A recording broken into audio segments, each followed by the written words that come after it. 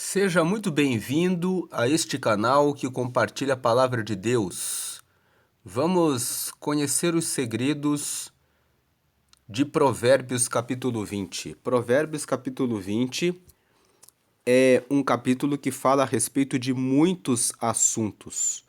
Então nós precisamos ler versículo por versículo e tratar de cada um dos assuntos que este capítulo de Provérbios trata. O primeiro assunto de Provérbios, capítulo 20, nos fala a respeito do consumo de bebidas alcoólicas. E quando nos fala a respeito do consumo de bebidas alcoólicas, está nos falando a respeito de toda a espécie de drogas. Cigarros, medicamentos controlados que são usados de maneira excessiva e também drogas ilícitas como maconha, cocaína, crack e todo o tipo de drogas. O verso 1 nos fala que o vinho é escarnecedor e a bebida forte, alvoroçadora, e todo aquele que neles errar nunca será sábio. Especificamente quanto ao vinho, nós sabemos que o vinho, ele brilha no copo. E o vinho é usado como bebida que se harmoniza com muitas refeições. E muitas pessoas dizem: o vinho é uma bebida fraca, é uma bebida muito agradável para a harmonização com um bom jantar. Então muitas pessoas acreditam nessa fala. Então elas começam a beber o vinho e começam a gostar do vinho. E daqui a pouco elas estão estudando a respeito dos vinhos. E quando elas menos esperam, elas estão bebendo, bebendo e dependentes do vinho. Já conheci pessoas que começaram a beber vinho dessa forma. Pouco tempo depois, elas precisavam beber vinho durante o dia, durante o almoço, quando despertavam, precisavam tomar um pouco de vinho juntamente com o café da manhã, e sempre que ficavam tensas diziam: nada como um vinho agora. E elas começam a beber vinho e o vinho passa a ser uma muleta para que a pessoa consiga desenvolver as suas atividades. Por isso o vinho é escarnecedor, porque quando você olha para essa bebida, você pensa que ela não vai produzir nenhum mal. Mas eis que, de repente, a pessoa fica dependente do vício do vinho. O vinho se torna um vício. E no momento em que a pessoa fica viciada no consumo do vinho, ela passa, na sequência, para o uso de uma outra bebida. Muitas pessoas começaram a beber, começando pelo vinho. Depois elas partiram para outras bebidas. E depois de outras bebidas, elas partiram para o uso de drogas. Por isso, o versículo 1 nos diz que o vinho é escarnecedor, ele é zombador. Quando você olha, ele brilha no copo, ele é servido como se fosse uma bebida especial, e quando você menos espera, você está dependente desse vício. Logo depois você vai começar a beber o vinho em um copo normal, em um copo comum, depois na própria garrafa. Muitas pessoas se perdem por esse motivo. Inclusive, essa é a razão pela qual as igrejas usam o suco de uva para a celebração da ceia do Senhor. Porque há muitas pessoas que estão na igreja, há muitos congregados que, em outros tempos, eram viciados em bebidas alcoólicas, e basta que elas tenham o gosto de uma pequeníssima dose para que instigue o seu cérebro a buscarem novamente o uso das bebidas. Por essa razão é que quem já foi dependente de álcool, de bebidas alcoólicas, deve ficar longe disso. Aqui em Provérbios, no capítulo 23, nós vemos uma passagem que fala a respeito do vinho. Veja que o versículo 29 até o versículo 35 nos falam sobre a questão da bebida. Para quem são os ais? Para quem os pesares? Para quem as pelejas? Para quem as queixas? Para quem as feridas sem causa? E para quem os olhos vermelhos? 30. Para os que se demoram perto do vinho, para os que andam buscando bebida misturada. 31. Não olhes para o vinho, quando se mostra vermelho, quando resplandece no copo e se escoa suavemente. Tem outras versões que dizem assim, quando brilha no copo e escoa, ou seja, e é derramado de maneira suave no copo. 32. No seu fim, morderá como a cobra e como o basilisco picará. 33. Os teus olhos olharão para as mulheres estranhas e o teu coração falará perversidades. 34. E serás como o que dorme no meio do mar e como o que dorme no topo do mastro. Já pensou o que o texto fala? Que a pessoa que se embriaga é como se tivesse dormido no meio do mar. É como se estivesse dormido no topo de um mastro. Ou seja, a pessoa perde o chão, perde completamente a noção do espaço e da sua própria vida e faz tolices. 35. E dirás, espancaram-me e não me doeu, bateram-me e não o senti. Quando virei a despertar, ainda tornarei a buscá-la outra vez. Ou seja, a pessoa é espancada, a pessoa é agredida e ela não sente, e quando ela acorda, ela volta a buscar mais uma vez a bebida. Muitas pessoas chegaram a perder até um rim por causa do vício da bebida. Foram em uma noite, em uma festa, beberam, conheceram uma mulher, essa mulher fez promessas de ter uma noite de intimidade em um hotel. A pessoa foi com essa mulher até esse hotel e quando a pessoa acordou, ela estava sem um rim. Porque enquanto ela estava sonolenta, trouxeram um médico, fizeram uma cirurgia, levaram um rim da pessoa e quando a pessoa desperta, a pessoa está ali, sem um rim. Então, esse texto de Provérbios 23, ele completa esse texto de Provérbios capítulo 20, no versículo 1. Não se entregue a bebidas alcoólicas. Em Neemias, no capítulo 8, no versículo 10, está escrito que a alegria do Senhor é a nossa força. Se você está passando por alguma situação difícil na sua vida nesse momento, busque alegrar-se no Senhor. Busque pessoas que fazem parte da congregação com quem você possa conversar e compartilhar a sua situação. Busque prazer em alguma coisa diferente. Você pode buscar prazer, por exemplo, praticando um esporte.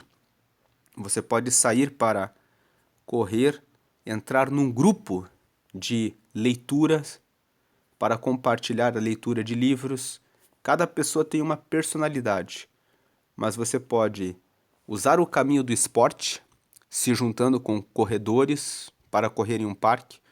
Você pode se juntar com leitores para se reunir em um clube do livro para debater ideias.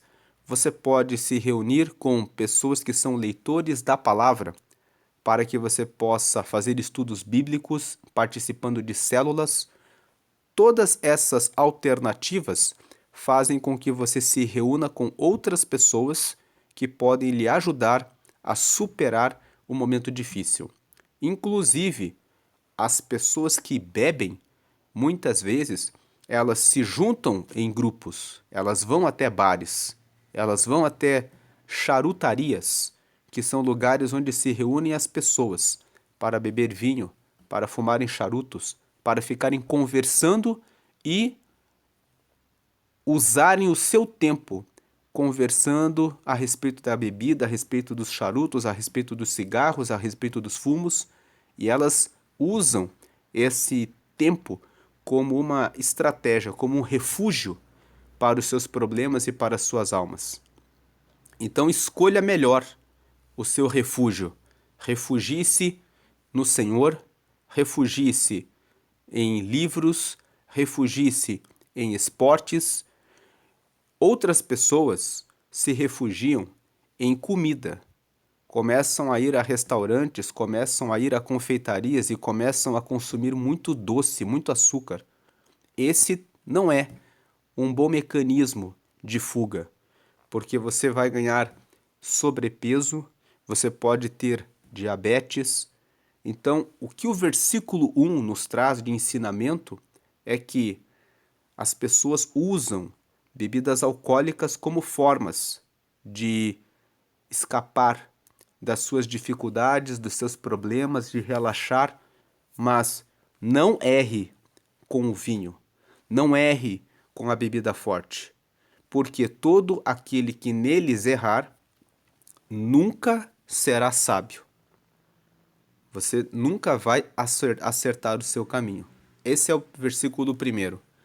O versículo 2 e o versículo 3 nos falam a respeito da atenção que nós devemos ter em relação aos nossos superiores.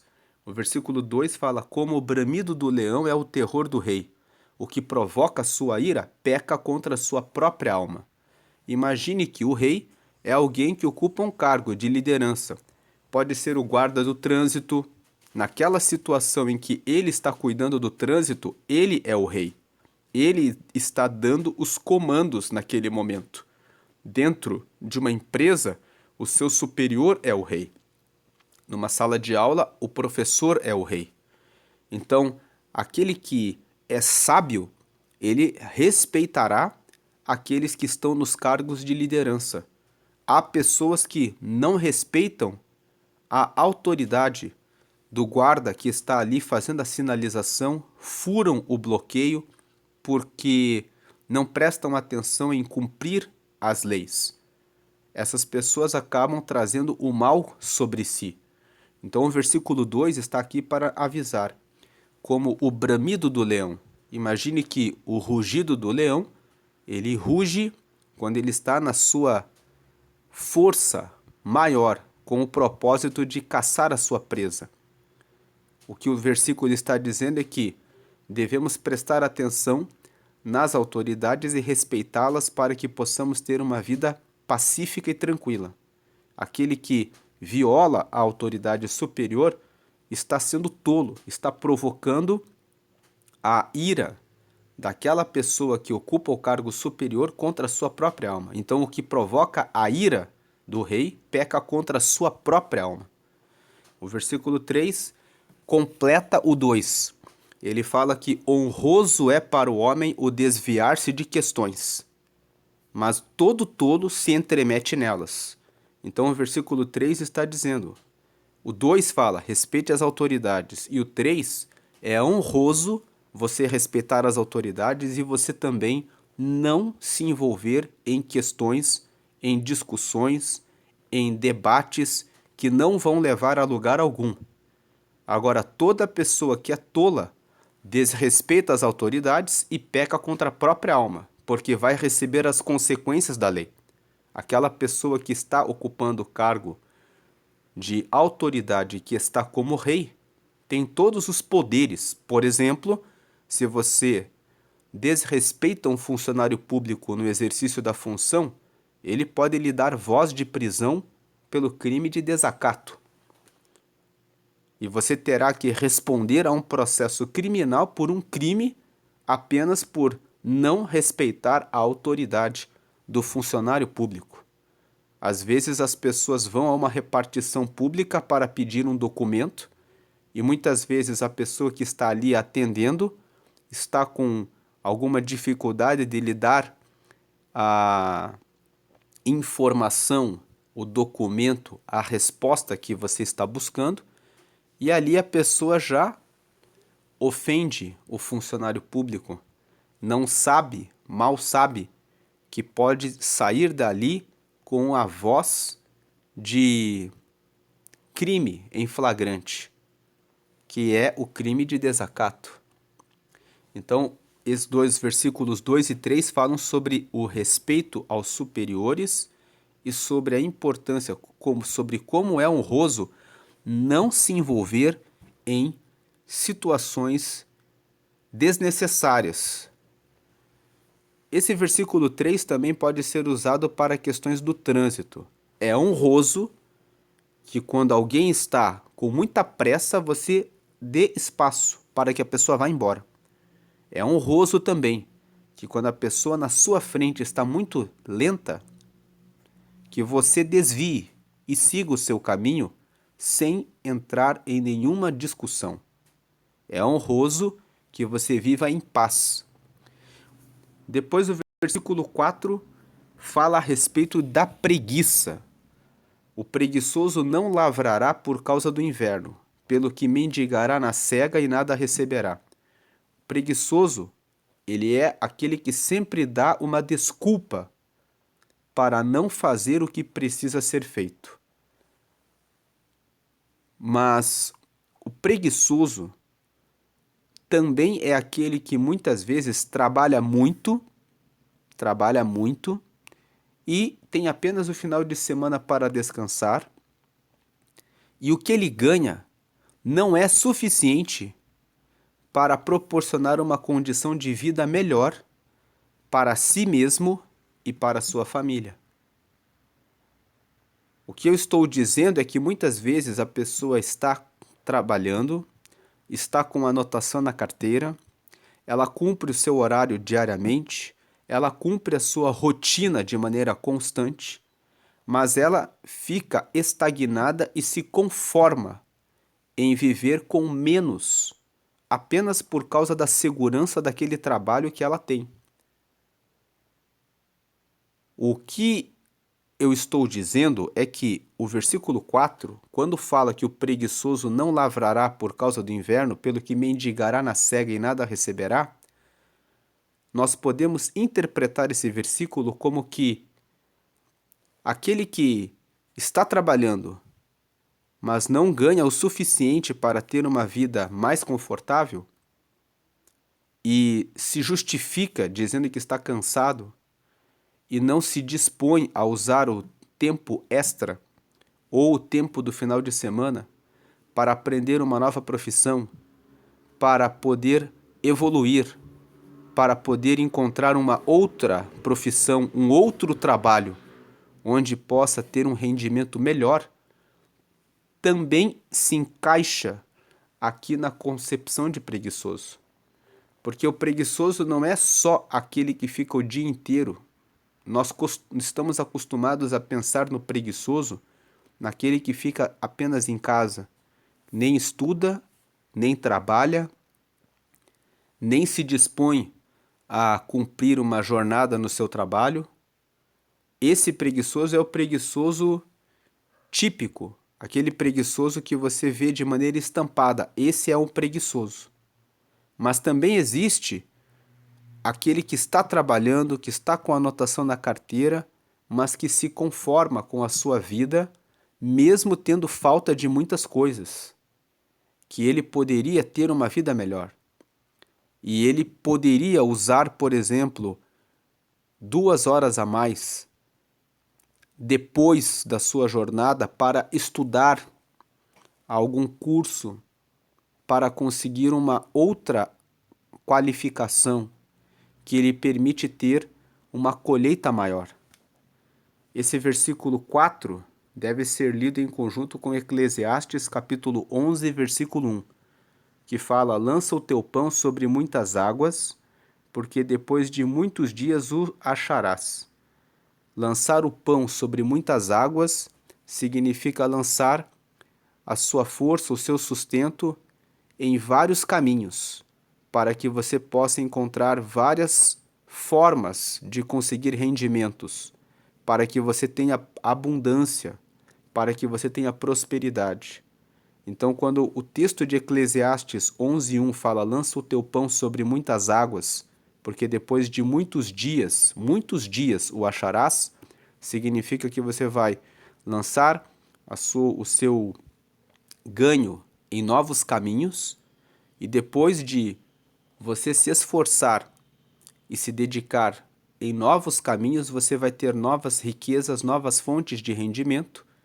Quando chegar o tempo da colheita, você tem mais fontes, mais terrenos em que você plantou. Então a sua colheita será maior. Então o preguiçoso pode ser o típico preguiçoso, aquele que nem trabalha nem estuda. Quando consegue um emprego, sempre acaba sendo demitido porque não cumpre as suas obrigações, porque sempre tem desculpa. Desculpa para chegar atrasado, desculpa para não fazer o trabalho bem feito, desculpa para aquilo que não faz. Mas também existe aquele que tem um trabalho só, não tem um ganho satisfatório, e ele fica ali sem ambição, sem vontade de crescer, vivendo sempre ali naquela condição. Então, isso também não deixa de ser preguiça, porque a pessoa se acomoda a uma condição de menor prosperidade. Quando chega o tempo da colheita, ela tem apenas uma única fonte de renda, e ela tem uma série de limitações, tem uma série de restrições, e não tem como ajudar de maneira mais ampla a sua família, fica o tempo todo com limitação de recursos. Esse versículo 4 deve ser lido em conjunto com o versículo 13.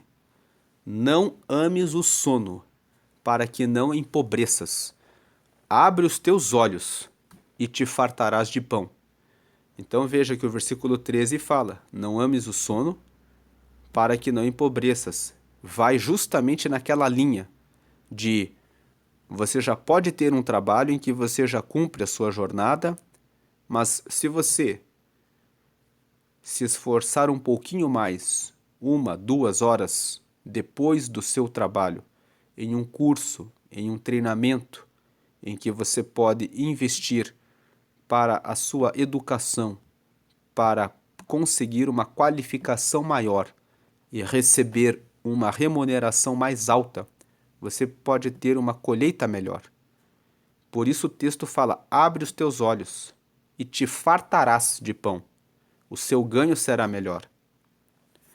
Depois nós temos o versículo 5 que fala sobre a questão de conselhos. O versículo 5 fala, como águas profundas é o conselho no coração do homem, mas o homem de inteligência o tirará para fora. Do que adianta você dizer que sabe a respeito de um assunto que está lá no seu coração a resposta, você sabe como resolver o problema, se no momento de aplicar esse conselho você não aplica? Você sabe que deve ter paciência com o seu esposo, com a sua esposa, com o seu filho, com a sua filha. Você ensina isso, você fala sobre isso. Mas no dia a dia, quando você é abordado pela sua esposa, pelo seu marido ou pelo seu filho, você estoura, porque você já falou a respeito daquele assunto para ele e para ela, e ele ou ela estão voltando com esse assunto e você estoura com a pessoa. Não adianta você dizer, eu tenho o conselho, eu sei disso. Como águas profundas é o conselho que está lá no coração do homem é como águas profundas. Você consegue acessar as águas profundas? Existem níveis de profundidade nos mares que o ser humano não consegue chegar. Ele precisa de um submarino, ele precisa de uma sonda, ele precisa de equipamentos que possam descer e suportar a pressão da água no fundo para que se possa conhecer o que existe ali no fundo do mar. Então, o conselho que fica só no coração do homem é igual. Você não acessa, não tem utilidade, não serve para nada. Não adianta dizer que você sabe se você não aplica. Por isso o texto fala, mas o homem de inteligência o tirará para fora. O homem de inteligência pega o conselho que está no coração, eu sei que eu devo ser paciente, e ele age com paciência. O homem de inteligência usa o conselho que tem e aplica na sua vida. Mais importante do que você conhecer é você aplicar o que você conhece. Junto com o versículo 5, temos que ler os versículos 18 e 25. O versículo 18 fala que cada pensamento com conselho se confirma, e com conselhos prudentes faz a guerra. Então esse versículo 18 nos fala: quando você tem uma ideia para realizar qualquer negócio, você deve buscar o conselho de pessoas que são experientes naquele negócio. Você deve buscar instrução, conhecimento, porque o seu pensamento, quando vem acompanhado de conselho, ele dá certo. Ele vai dar resultado. E quando você tem que enfrentar uma guerra, você faz essa guerra, você derrota o inimigo, você vence a batalha, você vence a guerra, quando você segue conselhos prudentes. Todos os dias nós temos várias batalhas e guerras.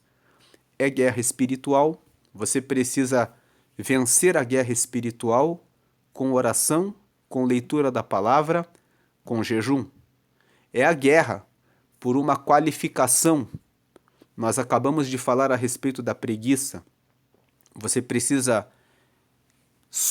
vencer a guerra de ter a jornada de 2 ou 3 horas depois de ter trabalhado o dia inteiro para aprender algo novo em um novo curso, em um novo treinamento. Mas é uma guerra que depois vai lhe trazer resultados.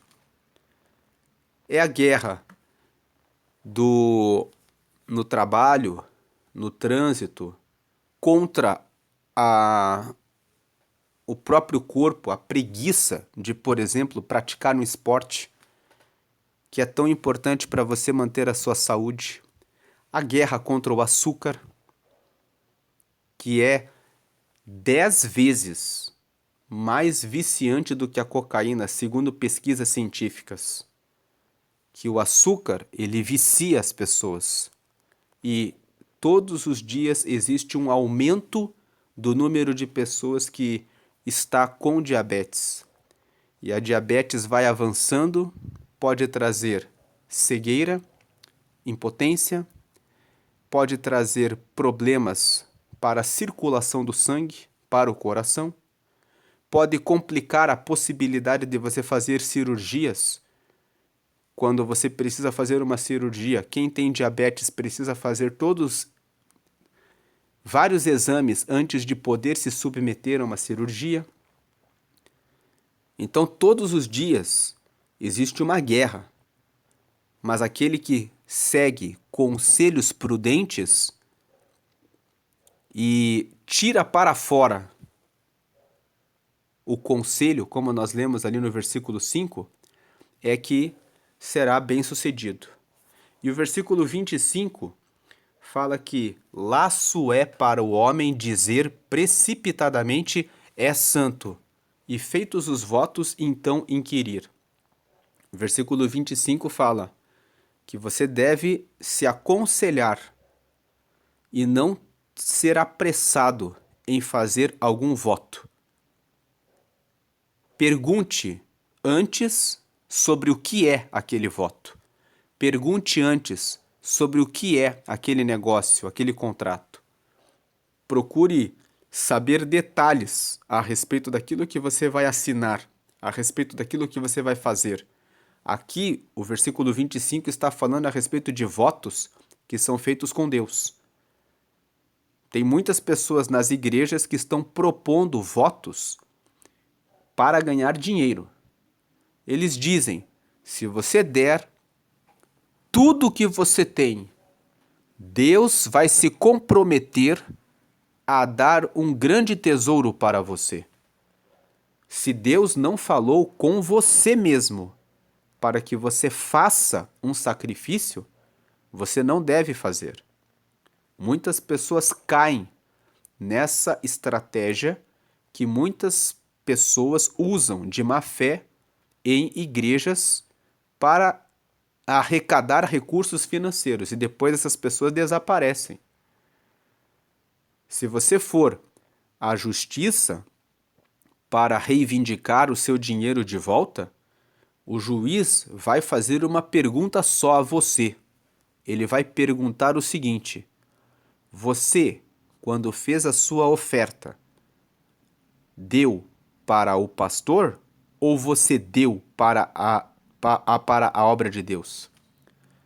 E a maioria das pessoas, na hora em que o juiz faz essa pergunta, responde: eu fiz o voto com Deus. E o juiz logo julga a causa. Se você deu para Deus, então você deve cobrar de Deus. Estou falando a respeito desse assunto com conhecimento de causa.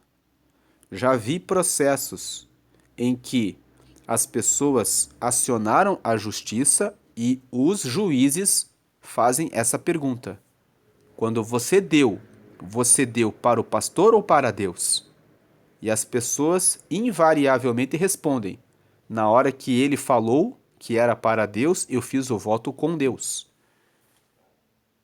E então os juízes respondem: se você fez com Deus, então você não fez com o pastor. Por isso, o versículo 25 aqui está como uma orientação. É um laço para o homem dizer apressadamente: isso aqui é santo. Foi falado na igreja, então eu vou fazer. Depois que fez o voto, aí a pessoa pergunta: mas qual que era o voto mesmo? Lá em Eclesiastes, no capítulo 5, está escrito assim: quando você entrar na casa do Senhor, pense antes de abrir a boca e fazer um voto com Deus. Mas se você fizer o voto, cumpra-o rapidamente. Quando Deus pede que você faça um sacrifício, então você fará por Deus. Abraão ofereceu Isaque, mas a Bíblia, se você prestar atenção lendo Gênesis, você verá que não foi nenhum homem que falou com Abraão. O texto fala que Abraão tinha comunhão com Deus. Deus falou a ele que daria a ele um filho, mesmo na sua velhice. Isaque nasceu, e depois esse Abraão, que já tinha comunhão com Deus, já ouvia a voz de Deus, ouviu a voz do mesmo Deus pedindo que ele levasse Isaque para ser sacrificado. Então, quando ele estava levando Isaque para sacrificar, ele já tinha experiência com Deus. E Deus o poupou.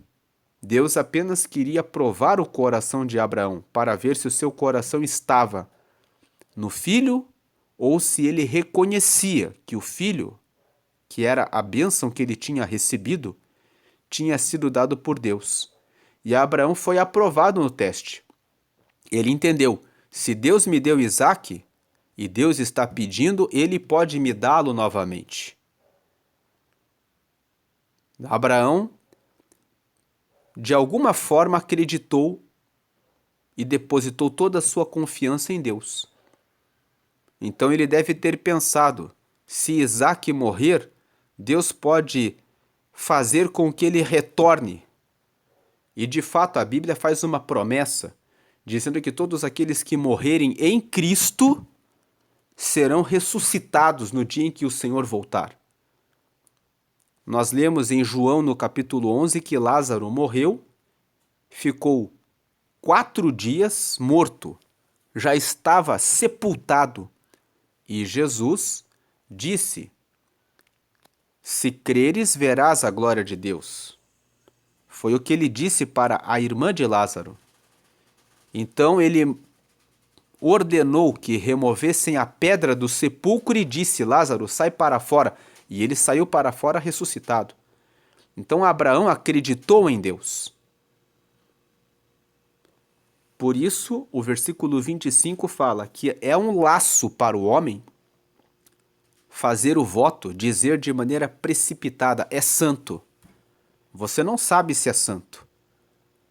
Para que você diga que é santo, você deve ouvir a proposta do pastor e você deve falar individualmente, pessoalmente, em silêncio no seu pensamento com Deus. Perguntar para o Espírito Santo: devo fazer esse voto? E se Deus falar com você para que você faça o voto, então você faz o voto obedecendo a voz de Deus, que falou com você.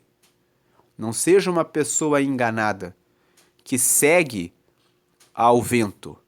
Deus pede sim votos desafiadores. Muitas vezes Deus pede, mas você precisa ter certeza que foi realmente Deus que pediu a você. Para que quando você fizer o voto, você tenha a paciência de aguardar o tempo de Deus na sua vida. E você não fique como vítima, como refém, como alguém que depois vai se sentir tentado a dizer: eu fui enganado, e querer entrar com um processo contra a igreja ou contra o pastor. Deus pede coisas difíceis. A Bíblia mostra isso. Quando Deus pediu Isaque para Abraão, Deus estava pedindo tudo para ele. Quando o jovem, que era muito rico, chegou até Jesus e disse: o que farei para herdar a vida eterna? Jesus, vendo que o coração do jovem estava preso no dinheiro, disse: vende tudo o que você tem, dá para os pobres e depois me segue.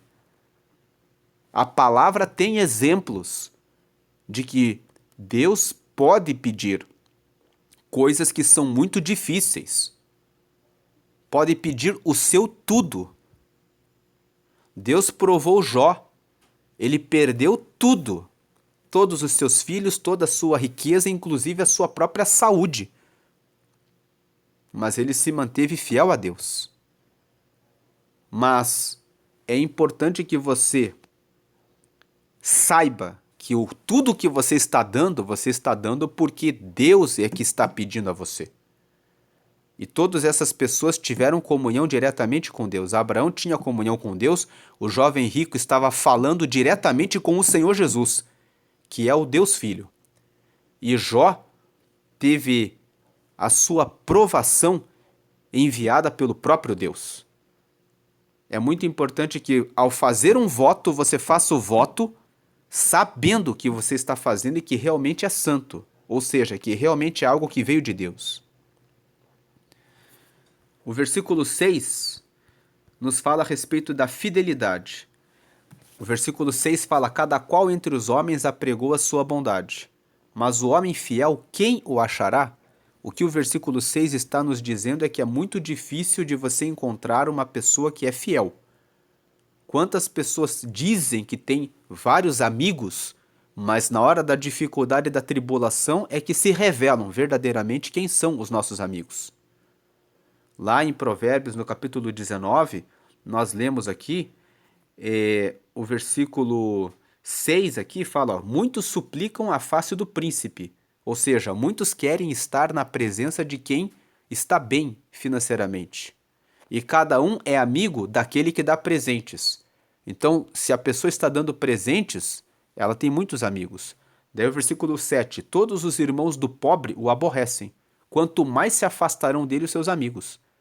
Corre após eles com palavras, mas não servem de nada.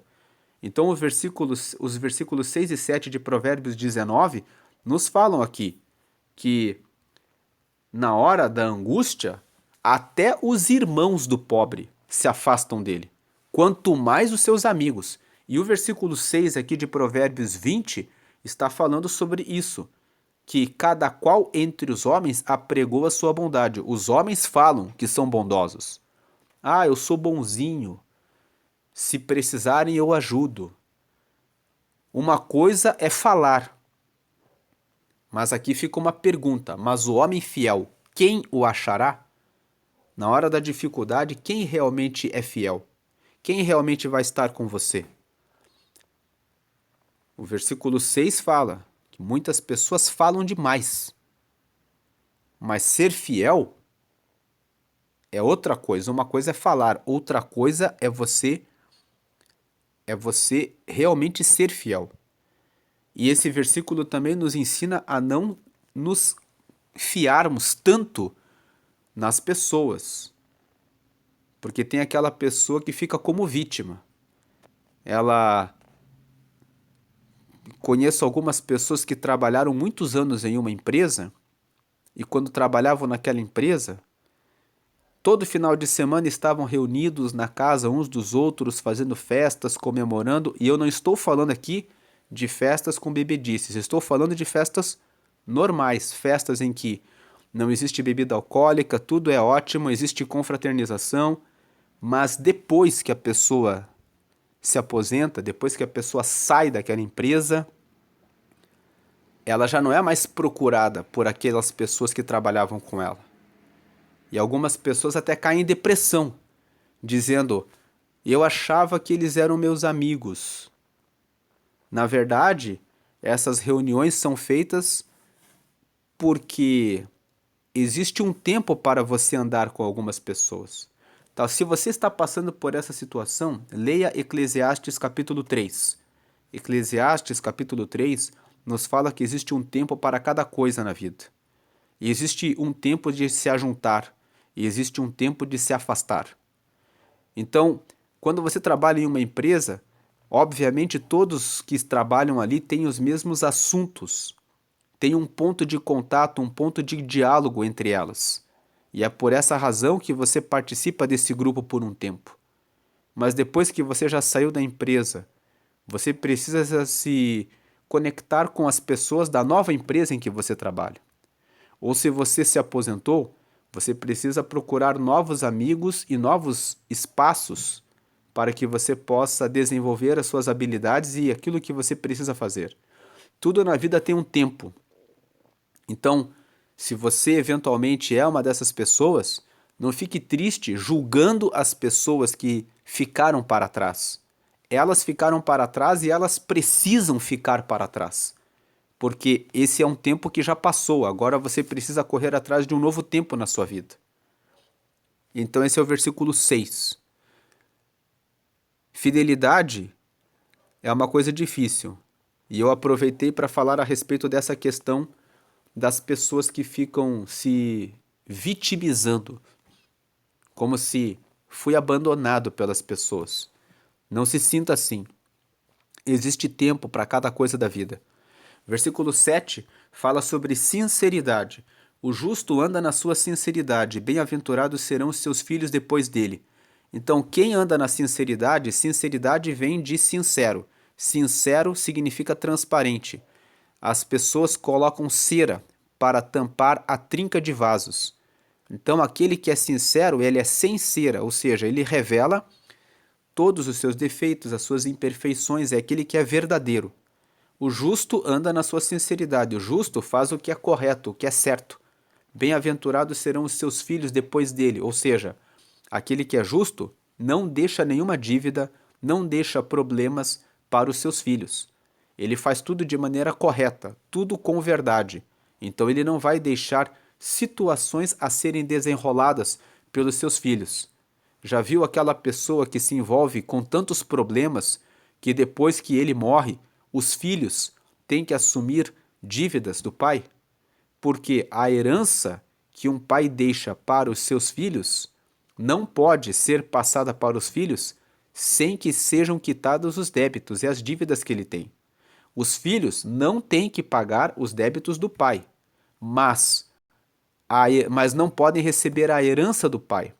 Se o pai tem uma herança e ele tem uma dívida igual à herança, os filhos vão ficar sem nada, Porque a herança primeiro quita os débitos do pai, para depois ser passada para os filhos. Agora, quem é justo, que anda na sinceridade e faz tudo com verdade, vai deixar posses para os seus filhos que não vão trazer problemas. O versículo 8 fala que, assentando-se o rei no trono do juízo, com os seus olhos dissipa todo o mal. Quando o rei aqui é alguém que ocupa autoridade.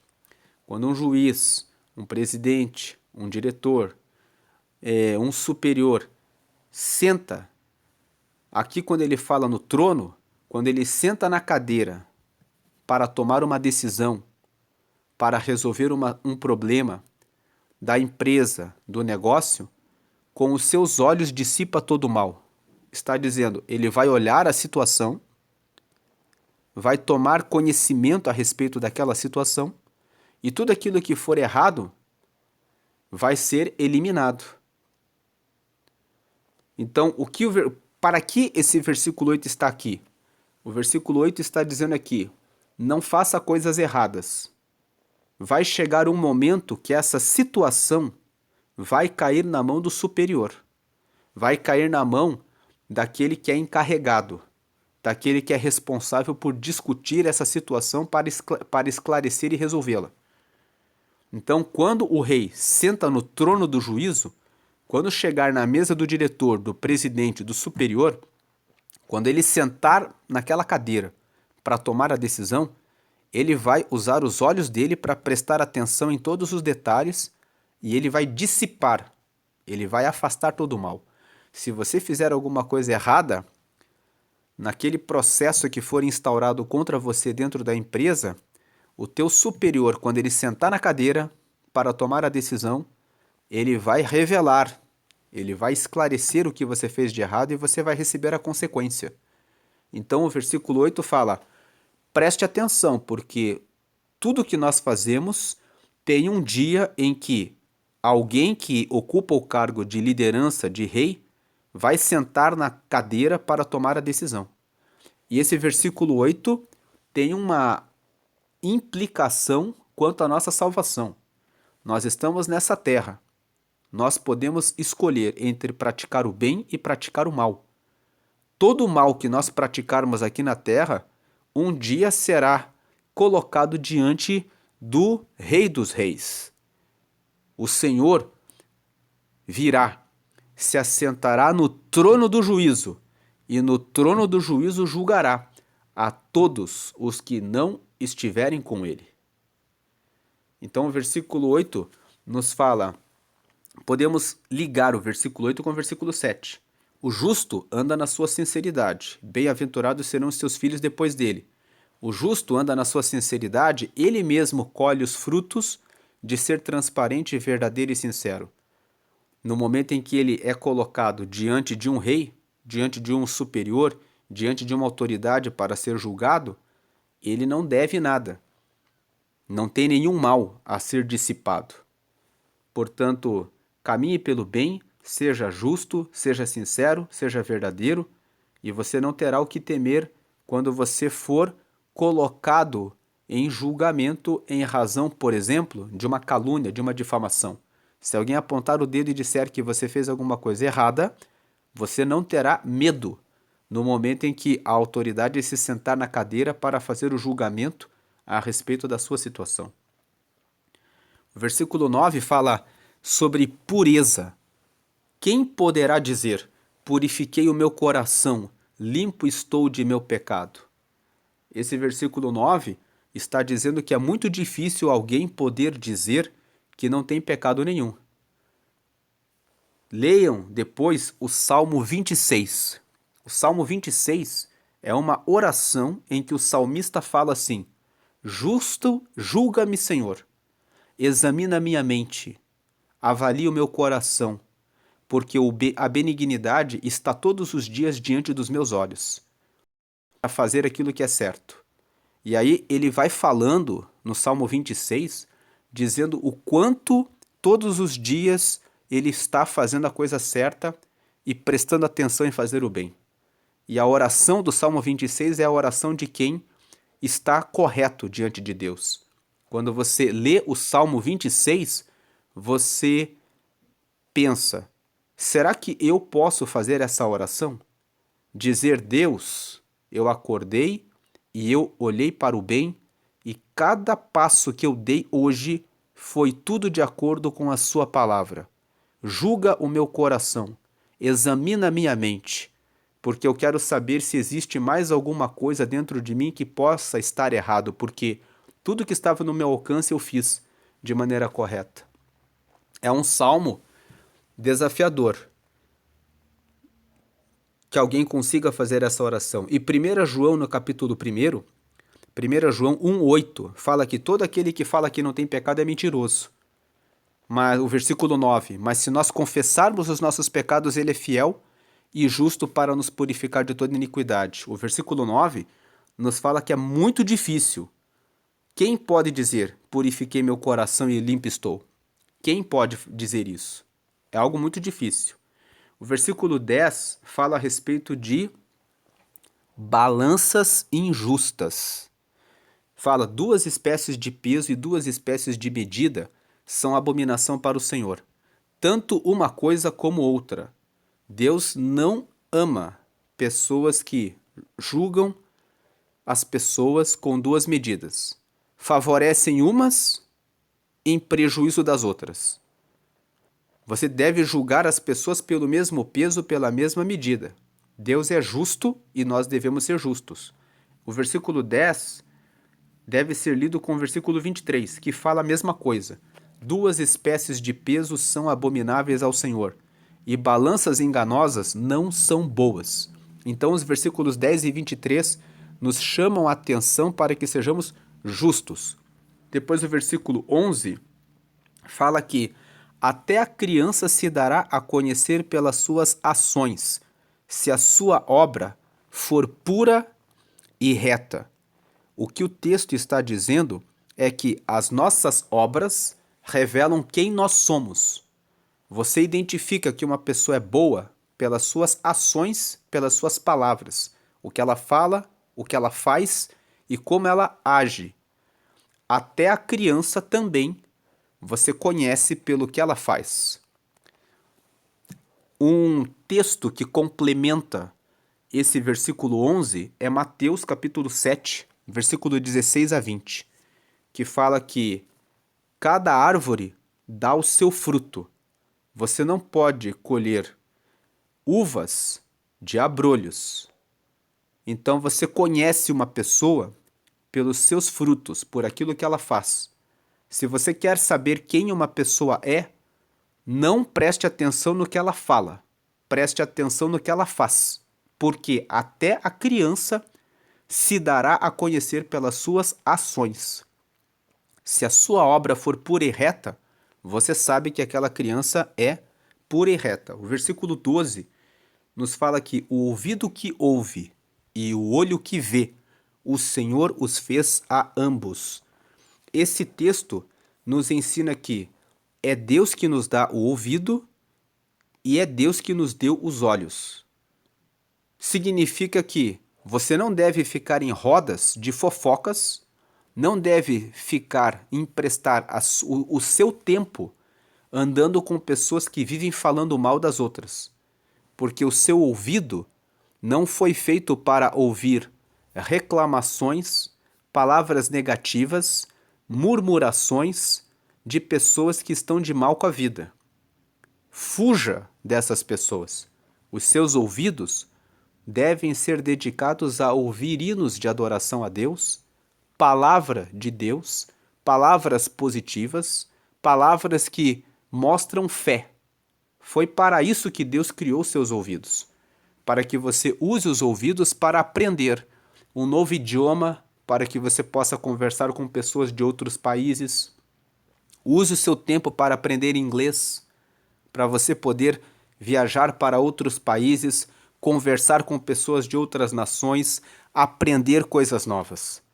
E o seu olho também foi feito por Deus, para que você veja coisas boas, para que você descubra coisas boas que as outras pessoas estão fazendo para que você possa ter inspiração, progredir, prosperar, avançar. Os seus olhos não foram feitos para ficarem cobiçando o que é dos outros. Não foram feitos para a pornografia, para a prostituição, para o adultério, pensar na pessoa que já está casada. Provérbios 4, nos últimos versículos, fala assim: os teus olhos olhem direito. Então, use os seus olhos para o bem. Mateus capítulo 5, versículo 29 a 32 fala que se o teu olho direito te escandalizar, arranca-o e lança-o para longe de ti. Se a tua mão direita te escandalizar, arranca e lança para longe de ti. Esses textos de Mateus 5, 29 a 32 querem dizer para nós que a forma como você olha, a forma como você usa a sua mão, que não está de acordo com a vontade de Deus, deve ser eliminada da sua vida. A forma como você usa o seu olho deve ser cuidada. Use os seus olhos para aquilo que é bom. Se você está usando o seu olho para bisbilhotar a vida dos outros, corte esse olhar e use outros olhares. Use os olhares para ler textos da palavra, ler livros que edificam, ver atitudes e exemplos de pessoas inspiradoras para que você se inspire. Porque o ouvido que ouve e o olho que vê, o Senhor os fez a ambos, e Deus fez isso para que você use para o bem. Versículo 14 nos fala sobre negócios. Nada vale, dirá o comprador, mas indo-se, então, se gabará. O versículo 14 está dizendo: nunca permita que alguém dê valor nos seus negócios. Se você quer vender um relógio, você deve ver quanto custa esse relógio, levar para um profissional avaliar, ver quanto custa e colocar no mercado. E pensar previamente: eu posso dar um desconto até tanto. Nunca permita que alguém chegue para você e diga: não vale nada, e comece a dizer que não vale nada e diminua o valor. Uma outra coisa é que você também nunca deve diminuir o seu valor. Por exemplo, você trabalha com um certo negócio e você sabe que você precisa cobrar 10 ou 20 ou 30 por aquele serviço. E aí a pessoa vem até você e fala: eu pago 5, eu pago 3, eu pago 7. Tem algumas pessoas que ficam desesperadas e elas falam: vou diminuir aqui o meu trabalho. Não faça isso. Se você está tendo que diminuir o valor do seu trabalho, então você precisa tomar conselho com outras pessoas para verificar o que você deve melhorar, para mostrar para o cliente que aquele seu trabalho tem aquele valor. Não deixe que as pessoas digam para você qual é o seu valor. Tem muitas pessoas que não sabem do seu próprio valor. Então elas se vendem por pouco. Elas permitem que qualquer pessoa diga: ah, mas vale só 5. Quando na verdade você sabe que vale 10. Não permita que o cliente venha e dite para você qual é o seu valor. Busque o crescimento para que você divulgue melhor e mostre de maneira eficiente os benefícios do seu trabalho. É isso que o versículo 14 está falando. Sobre negócios. Porque tem aquele comprador que ele fala: chegue nos lugares e diga que o carro está velho, procure vários defeitos e comece a dizer. Pode até ser que não seja um defeito tão grave, mas diga que aquilo ali é gravíssimo, para você diminuir bem e comprar na vantagem. Existem pessoas que usam sempre essa técnica de diminuir, porque dessa forma elas vão ganhando riquezas. Você precisa valorizar aquilo que você tem, porque o versículo 14 está falando sobre isso. O comprador vem e fala: nada vale. Mas depois que ele já comprou e diminuiu o valor, ele vai e fala: ganhei, comprei por um valor bem abaixo. Seja você o que dá o valor. E se você não sabe o que você pode fazer, coloque um valor acima daquilo que você realmente deseja. Já contando que o comprador vai querer depreciar aquilo que você tem. E aí você já conta, já coloca na sua conta essa depreciação. Então quando a pessoa falar assim, eu estou diminuindo, o comprador vai se gabar achando que ganhou a sua vantagem, mas foi você que definiu o preço.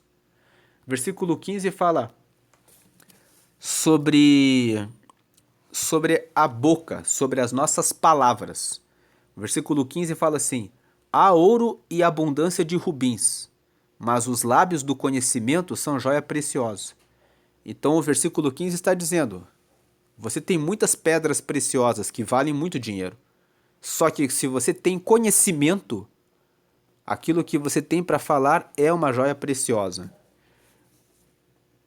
Junto com o versículo 15, que fala sobre o valor da sabedoria, o valor de palavras inteligentes, nós lemos os versículos 17 e 19. O 17: suave é ao homem o pão da mentira, mas depois a sua boca se encherá de pedrinhas de areia. Então, se o versículo 15 fala que existe joias preciosas e que o lábio de conhecimento é joia preciosa, por outro lado, quando você abre a boca para proferir mentiras, você pode ganhar uma vantagem na hora, mas depois que você é descoberto, você vai ser envergonhado, humilhado, vilipendiado. Então a sua boca se encherá de pedrinhas de areia. E o versículo 19 fala: o que anda maldizendo descobre o segredo, pelo que com o que afaga com seus lábios, não te entremetas. O versículo 19 fala para tomar cuidado com pessoas que vivem elogiando você. As pessoas ficam elogiando, elogiando, e aí depois elas ficam te agradando e falando mal a respeito das outras pessoas. Tem aquela pessoa que ela vem, fala mal das outras pessoas para você, e ela fala: mas você é meu amigo, você é minha amiga. De você eu nunca vou falar mal. Então veja o versículo 19 e fala: o que anda maldizendo descobre o segredo.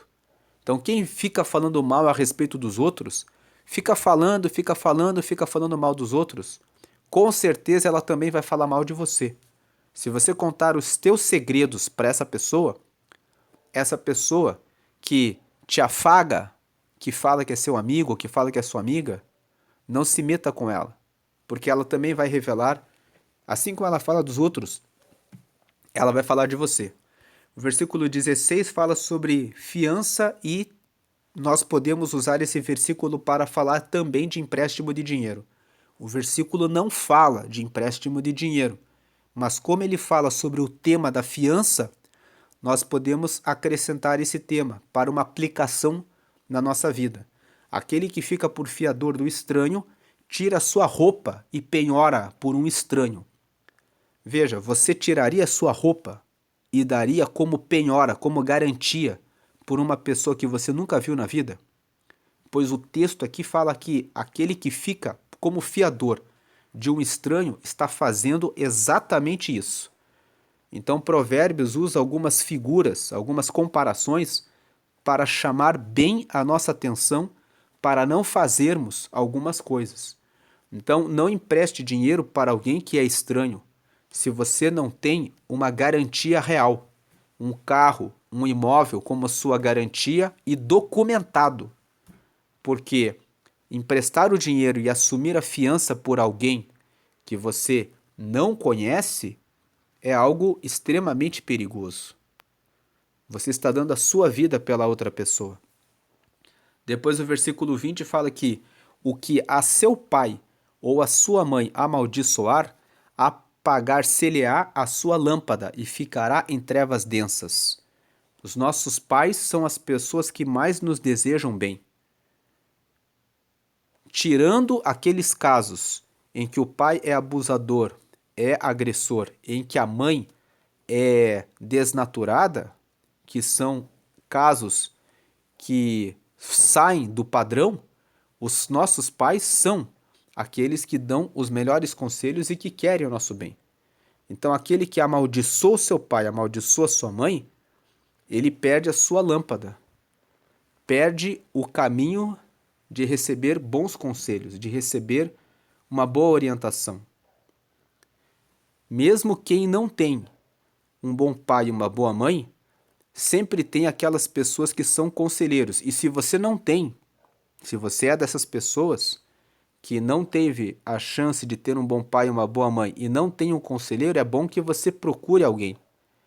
Um pastor, um professor ou alguma pessoa que escreveu algum livro, que você conheça a história da pessoa, em que a pessoa conta a história dela e dá dicas de como resolver os problemas da vida, para que você possa tomar como um mentor, como um conselheiro.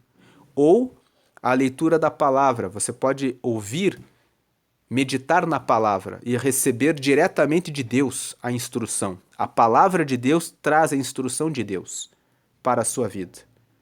E aí, depois que você tem esse seu mentor, esse seu pai, essa sua mãe, você deve se apegar ao seu conselho, para que você não fique em densas trevas. Se você despreza e desonra os seus pais, os seus pastores, os seus professores, a palavra de Deus, as pessoas que têm conselho para você, você ficará na escuridão. Versículo 21 fala: entrando-se apressadamente de posse de uma herança no princípio, o seu fim não será bendito. O versículo 21 nos fala a respeito de negociações, fala a respeito de contratos. Quando você está negociando alguma coisa, aqui ele está dando exemplo da posse de uma herança. Sempre que alguém morre e a pessoa tem vários filhos, e esses filhos têm os seus irmãos, é necessário que se faça um inventário.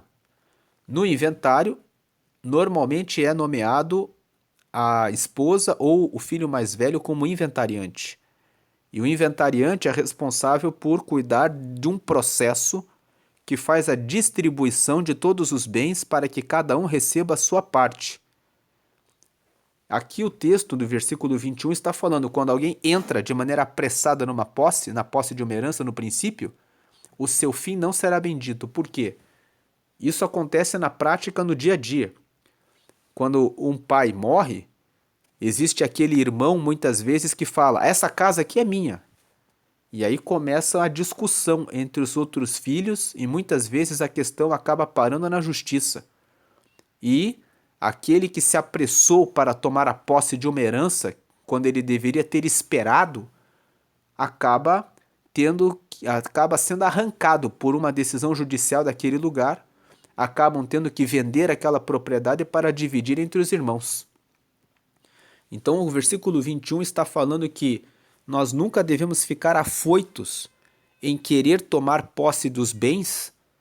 Aqui no caso está falando de herança, mas para tudo na vida.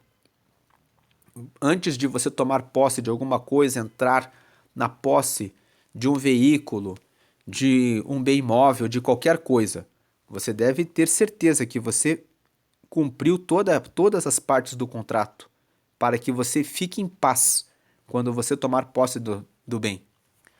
Versículo 22 fala sobre vingança. Não digas: vingar-me-ei do mal. Espera pelo Senhor, e Ele te livrará. Quando você toma vingança, quando você toma vingança por uma situação que fizeram para você, você começa a ocupar o seu tempo pensando em praticar o mal.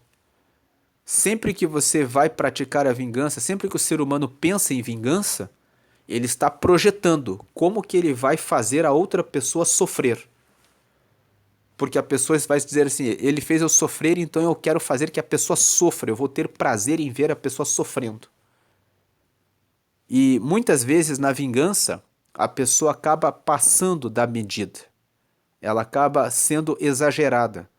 E toda a medida que você exagera na vingança é uma semente de mal que você plantou e que necessariamente vai voltar para você, porque a semeadura é livre, mas a colheita é obrigatória. Então, se você deixa a vingança na mão do Senhor, Deus sabe qual é a medida exata da vingança. E quando você vence o desejo de praticar a vingança, você mostra que você tem a capacidade de perdoar e de ter generosidade. Então, a vingança, ela deve ser deixada na mão de Deus. Se alguém faz mal a você, perdoe a pessoa e saia dessa situação. Falar a respeito desse assunto não é fácil, porque algumas pessoas vão perguntar: como é que eu faço para perdoar aquele que me estuprou? No caso de mulheres que foram vítimas de estupro. Como é que eu faço para perdoar aquele que abusou do meu filho ou da minha filha? Como é que eu faço para perdoar aquele que matou o meu pai, a minha esposa, o meu filho? Percebe que nessas situações as pessoas são tentadas a tomar vingança. Matou meu pai, eu vou matar o pai dele, eu vou matar ele. Abusou do meu filho, da minha filha, eu vou lá, eu vou matar a pessoa. Então, essas situações são situações desafiadoras. Mas a palavra de Deus traz uma recomendação. Vá para o tratamento. Vá para Deus para pedir a cura no coração, a cura na alma. Deus, pelo mover do Espírito Santo, pode realizar esse tratamento e pode trazer a cura. E pode converter essa situação em uma situação em que a pessoa pode trazer apoio a outras vítimas dessa situação. O mal existe na Terra. E é por essa razão que nós devemos prestar muita atenção em relação a onde nós vamos, onde deixamos que os nossos filhos vão, com quem vão, e devemos prestar muita atenção com relação a esse negócio de deixar os nossos filhos dormirem na casa de amigos e de amigas. Porque muitas vezes você pode pensar assim: mas é na casa do filho do pastor. Mas nós estamos passando atualmente por um momento em que o marido de uma pessoa, de uma cantora gospel, está sendo acusado de ter praticado pedofilia com relação à filha de uma pessoa que era da igreja. Eu não vou entrar aqui no mérito se ele fez ou se ele não fez, mas o fato é que a mãe, quando recebeu a sua filha de volta em casa, ouviu os relatos da filha dizendo de coisas que são impróprias para uma criança, que uma criança daquela idade não falaria. Então, quem é mãe, quem é pai, sabe quando o filho está falando sobre alguma coisa que não está de acordo. Então você veja que essa questão da vingança, estou aproveitando esse assunto da vingança para dizer que nós devemos cuidar muito bem de onde vamos, com quem conversamos, com quem nos relacionamos, porque se nós falharmos nisso, depois a palavra vai nos trazer a orientação: não se vingue. Deixe isso nas mãos do Senhor. Perdoe. Então, para que você não tenha que perdoar e não tenha que sofrer por essa situação, é bom ser mais vigilante em relação às pessoas com quem você se relaciona, aos cuidados que você tem com seus filhos, a onde você vai, onde você pisa os seus pés, com quem você fala e também quem você põe dentro da sua casa. Porque você não sabe o que está no coração da pessoa. Talvez a pessoa queria ter aquilo que você tem. Talvez a pessoa... E às vezes você pensa: mas eu não tenho nada. Mas eu já vi histórias, por exemplo, de uma família que era muito humilde, mas o casal era muito unido entre si. E uma pessoa foi ali naquela casa e depois que esteve naquela casa começou a ver discussões constantes dentro daquela casa, que não existia anteriormente. Depois começaram a prestar atenção e viram que aquela pessoa, enquanto a pessoa estava frequentando aquela casa, as discussões não paravam. Depois elas prestaram atenção até que a pessoa disse: vocês são um casal tão bonito, vocês estão sempre unidos apesar das dificuldades. Então veja que às vezes você pensa: eu não tenho nada. Mas pode ser que a outra pessoa que você traz para dentro da sua casa preste atenção em alguma coisa que você tem e que você não está valorizando. Versículo 24 fala sobre a soberania de Deus. Os passos do homem são dirigidos pelo Senhor. O homem, pois, como entenderá o seu caminho? Muitas vezes você cria planos, você cria projetos e você pensa: vai ser assim. E não acontece do jeito que você projetou. Por quê? Os passos do homem são dirigidos pelo Senhor. Em outras palavras, Deus ele tem controle e comando na vida das pessoas, principalmente daqueles que servem a Ele. Quando você segue a Deus, Deus ele cuida daqueles que são seus como a menina do seu olho. Leia o Salmo, capítulo 17. O Salmo 17 fala: porque os que são filhos de Deus são como a menina do olho dele. Então o Senhor ele cuida dos nossos passos. Às vezes nós pensamos que vai ser bom para nós, mas não é. Provérbios capítulo 14, versículo 12 fala que há caminho para o homem que parece direito, mas o seu fim são caminhos de morte. Provérbios capítulo 16, versículo 25 fala a mesma coisa. Então às vezes você pensa que vai ser muito bom, mas não vai ser. Então quem pode entender o seu caminho, coloque as coisas sempre na vontade de Deus. Peça respostas para Deus. Depois o versículo 26 fala que o rei sábio dissipa os ímpios e faz girar sobre eles a roda. Você é um rei da sua vida. Você é o responsável pelas decisões que você toma na sua vida. E se você for um rei sábio, uma pessoa que administra bem e toma decisões inteligentes para a sua vida, você vai dissipar os ímpios. Ou seja, você vai eliminar da sua vida as pessoas que praticam o mal e faz girar sobre eles a roda, ou seja, chispa, né? Uma forma de dizer aqui, saiam da minha vida. Pessoas que fazem coisas erradas, eu não quero na minha vida. O rei sábio dissipa os ímpios e faz girar sobre eles a roda, ou seja, a pessoa que é inteligente, que toma decisões inteligentes para a sua própria vida, não permite que pessoas ímpias e ruins fiquem na sua vida. Ela faz com que elas saiam fora, que elas sejam colocadas para longe de si. E o versículo 28 acrescenta, completa o 26. Benignidade e verdade guardam o rei, e com benignidade sustém ele o seu trono. O seu trono é a sua vida.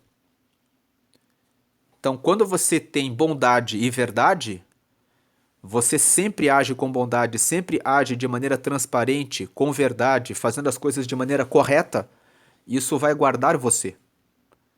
Com benignidade, sustém ele o seu trono, sendo uma pessoa que é boa. Ser bom é diferente de ser bonzinho. Bonzinho é aquele que empresta dinheiro quando não tem. É aquele que falam para ele que você vai ter que fazer isso. E ele fala, eu tenho que fazer. O bonzinho, ele é o bobinho. Você não tem que ser bobo. Você não tem que ser tolo. Você não tem que deixar as pessoas dizerem para você o que você vai fazer e o que você não vai fazer. Se alguém fala alguma coisa para você que está errado, você deve se impor. Deve dizer, isso aqui eu não vou fazer. Você deve ser uma pessoa bondosa. Não boazinha. Não bonzinho. Então faça diferenciação. Veja se a pessoa não está querendo abusar de você e coloque limites na pessoa. Se você não tem, diga para a pessoa, eu não posso te emprestar porque eu não tenho, e ponto. Se a pessoa está abusando, diga, não, na minha casa você não vai mais. Nós acabamos de ler o versículo 26, que fala que o rei sábio dissipa os ímpios e faz girar sobre eles a roda. Ou seja, a pessoa que é sábia, ela toma posição. Ela tira da vida dela aquelas pessoas que não prestam. Então, seja bondoso. Ser bondoso não é ser bobo. Então, benignidade, porque benignidade é bondade. Benignidade e verdade guardam um rei. E com benignidade sustém ele seu trono. Seja uma pessoa verdadeira, seja uma pessoa que age pelo bem e não seja bobo. Não seja bonzinho, boazinha, de deixar as pessoas fazerem de você uma pessoa que vai ser explorada, enganada por ela, pelos outros. Versículo 27. A alma do homem é a lâmpada do Senhor, a qual esquadrinha todo o mais íntimo do ventre. Então, a nossa alma é onde está o centro das nossas vontades. É na nossa alma que existe o bem e o mal. Na nossa alma está o desejo de fazer o bem, a boa intenção, e na nossa alma também está a inveja, a cobiça, a mentira, os pensamentos de prostituição, adultério, fornicação, tudo isso passa pela alma do homem. Assim como também o desejo de fazer o bem, o desejo de adorar a Deus, o desejo de contribuir com uma ação social, o desejo de colocar-se à disposição do reino de Deus, tudo isso passa pela alma do homem. Então, a alma do homem é a lâmpada do Senhor, a qual esquadrinha todo o mais íntimo do ventre. Então, Deus, quando ele quer avaliar alguém, Deus coloca a sua luz na alma. É dali que Deus avalia quem nós somos. Por isso nós devemos cuidar da nossa alma. E o versículo 29 fala que o ornato significa enfeite. O enfeite dos jovens é a sua força. E a beleza dos velhos, as cãs. As cãs são as marcas da velhice, né? Então o versículo 29 está dizendo, quando você é jovem, o seu bem mais valioso é a força. Mas quando você está velho,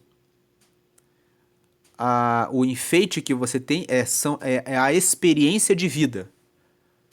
Então, o versículo 29 está nos dizendo, não é que você sempre vai ter valor.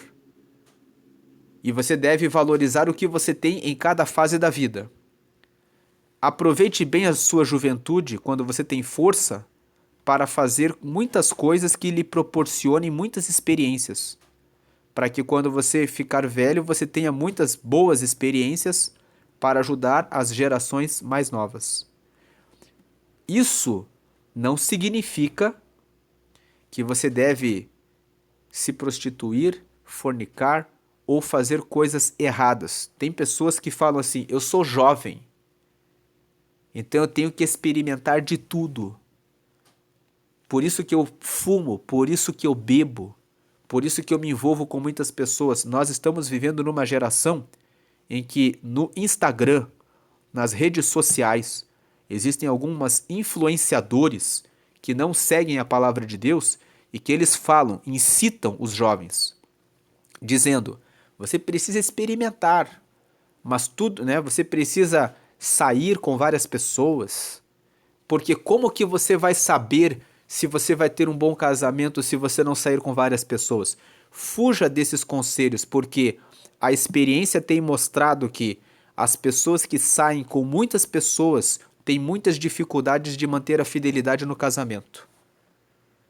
Homens que se envolveram com mulheres que tiveram muitos relacionamentos depois relataram e relatam que são traídos, porque a mulher ela está acostumada a sair com vários homens. Homens que saíram com muitas mulheres também têm dificuldades de manter a fidelidade. Então, se você quer se envolver com uma pessoa que no passado teve muitos relacionamentos, preste muita atenção para que você não tenha dores de cabeça, porque as pessoas dizem passado é passado, mas se o passado fosse passado, qual o motivo pelo qual os homens estudam história? As pessoas estudam a história para tudo nessa vida. Quem trabalha no mercado financeiro estuda história. vê tudo o que aconteceu e que gerou alta no mercado, tudo o que aconteceu no passado que gerou baixa no mercado, e com base no que aconteceu, eles fazem as suas previsões e, na maioria das vezes, eles acertam. Os especialistas, eles dizem, vai acontecer isso. E eles conseguem acertar estudando história. Muitas pessoas, quando vão para a guerra, estudam a história da guerra. Eles veem o que os exércitos passados fizeram para conseguir vencer batalhas. E eles usam estratégias e vencem guerras. Então, quando você conhece o passado de uma pessoa, você sabe mais ou menos o que a pessoa fez e qual a perspectiva do que ela vai fazer. Nós não devemos julgar as pessoas, mas aquilo que a pessoa já caiu mostra quais são as suas fraquezas. Então, especialmente nessa questão de relacionamento, prestar atenção no passado da pessoa é algo importante. Não caia nos conselhos desses influenciadores que não usam a palavra de Deus como parâmetro. Use a sua juventude, a sua força para ter muitas experiências que você vai ter orgulho de contar no futuro. Que você conseguiu fazer vários cursos, que você conseguiu prosperar, que você conseguiu influenciar muitas pessoas para o bem, que você conseguiu praticar muitas ações que realmente fizeram a diferença na sua comunidade, na sua sociedade. Então, para somar com esse versículo 29, leia Eclesiastes capítulo 11 e capítulo 12. Fala lá em Eclesiastes no capítulo 11: lembra-te do teu Criador nos dias da sua mocidade, antes que venham os dias em que você dirá, eu não tenho prazer nos meus dias. Pessoas que erram demais na juventude, quando envelhecem, pagando as consequências do que fizeram de errado, elas falam, eu não tenho prazer nos meus dias. Eu errei demais. Então, seja rápido em ler a palavra de Deus. Provérbios 8,17 fala, eu amo os que me amam, e os que de madrugada me buscam me encontrarão. Quando o texto fala, os que de madrugada me buscam me encontrarão, está falando, os que cedo me buscam me encontrarão. E o versículo 30 fala que os vergões das feridas são a purificação dos maus, como também as pancadas que penetram até o mais íntimo do ventre.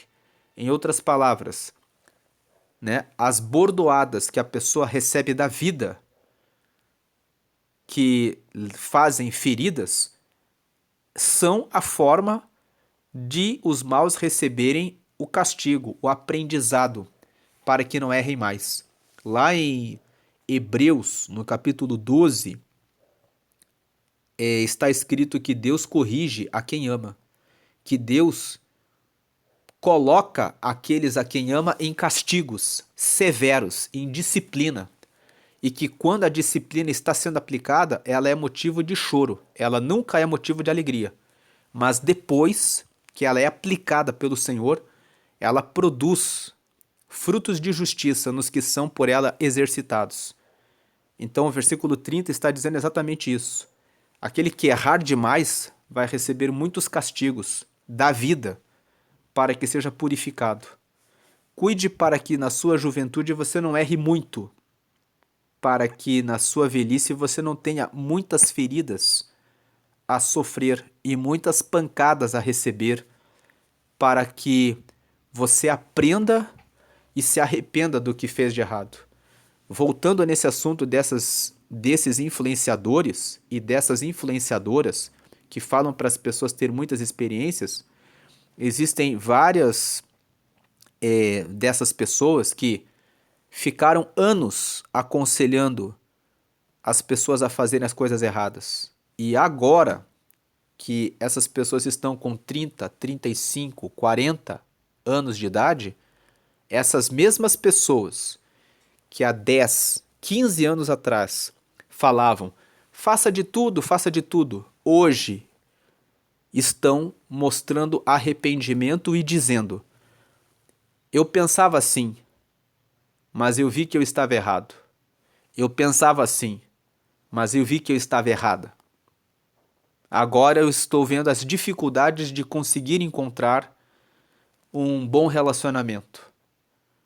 Então, assim,